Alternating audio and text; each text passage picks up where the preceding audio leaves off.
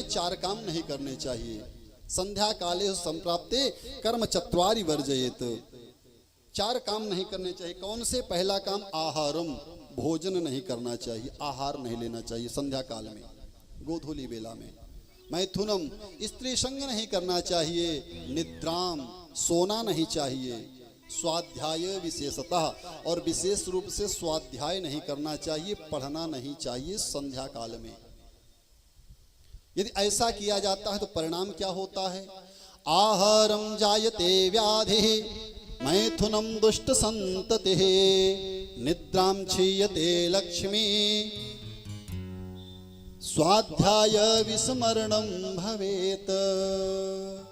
यदि संध्या काल में भोजन करते हैं तो आहारे जायते व्याधि, शरीर रोगी हो जाता है, शरीर में रोग उत्पन्न होता है। इसलिए याद रहे संध्या काल में हमें कुछ भी खाना पीना नहीं चाहिए।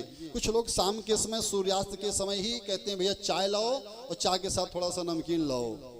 बीत जाने दीजिए संध्या काल का समय, तब चाय नमकीन खूब खाओ पियो। कुछ भी संध्या काल में नहीं खाना पीना चाहिए। अगर संध्या काल में कुछ खा पी रहे हैं तो रोग होता है।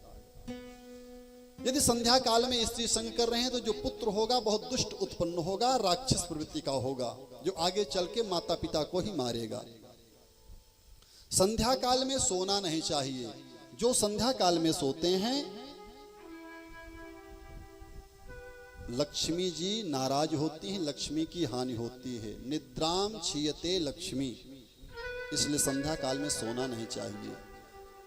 स्वाध्याय विस्मरणम भवेत, संध्या काल में जो बच्चे पढ़ते हैं, पढ़ने बैठते हैं तो जो पढ़ा पढ़ाया पाठ नहीं याद भी है वो भी भूल जाते हैं। इसलिए गोधूली बेला में संध्या काल में पढ़ाई भी नहीं करना चाहिए।